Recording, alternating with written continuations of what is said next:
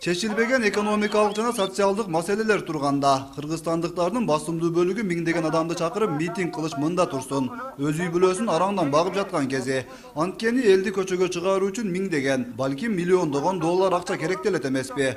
Андыктан жас келери менен түрдүү шылтоолорду бетке карманган митинг уюштуруучулары мындай акчаны кайдан алып жатат деген суроо пайда болбой койбойт. Анткени буга чейин казакстандык бизнесмен митингдерди каржылаганын кыйткан эле. Түздөн түз булар иштин артында адилеттүүлүк жана мыйзамдык турган жок.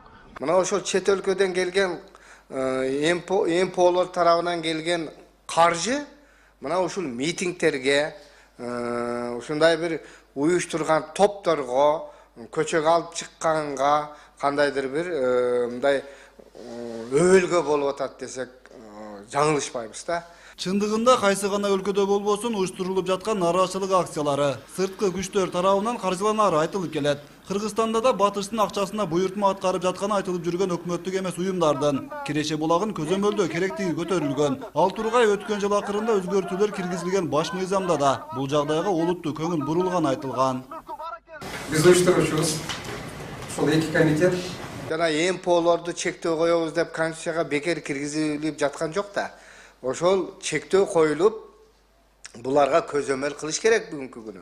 2 саясатчы, 3 саясатчы мамлекеттин, жалпы мамлекеттин кызыкчылыгы деп өзүнүн кызыкчылыгын элдин кызыкчылыгына айландырып, анан кийин тополон кылып, элди топтоп көчөгө алып чыгуу бул менимче таптакыр туура эмес. Учурда Кыргызстанда адаттагыдай эле жаза алдында баш алман митингдерди чыгарууну көздөгөн саясатчылар пайда боло калышты. Бири сөз эркиндигин тутуп кыйкырса, башкасы кылмышка шектелип камалган саясатчыларды бошотуу керектигин талап кылган болуп жүрөт.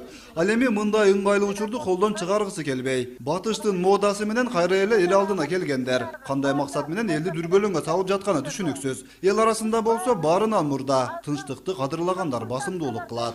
Албетте буну жөнөкөй эл өзүнөн өзү чыга албайт. Буну уюштуруп аткан кандай бир күчтөр бар.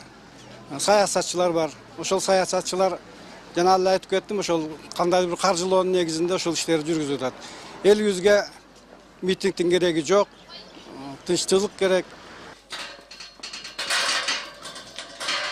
Көртүрүлгөн араба сүйрөп өткөрүп жаткан Алишер Мырза болсо, чет жактан акча алып элди көчөгө сүйрөп жаткандарды чыккынчы катар эсептейт. Андан көрө ак эмгеги менен араба сүйрөп, өз үй бүлөсүн багып жатканы менен сыймыктанат. Эч кандай акча үчүн митингге чыгып, өлкөнүн тагдырын кооптуу жагдайга кептебешин белгилейт.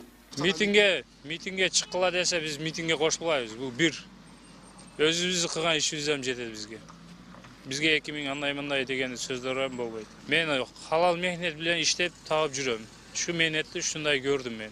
Митингде жүргөндөрдүн баары эле акча үчүн чыгып жатат дегенге болбойт. Чындыгында бул тармакты кесип кылып алган саясатчылар элдин аң сезимин урдоону да мыкты өздөштүрүшкөн. Кандай жол менен болсо да өлкөнүн стабилдүүлүгүнө терс таасирин тийгизүүгө болгон күч жумшалат. Азыр сырткы күчтөргө ишенип бизди Европа колдоого алат деген батышчыл саясатчыларга калың эл ишенип кетпөөсү бышык.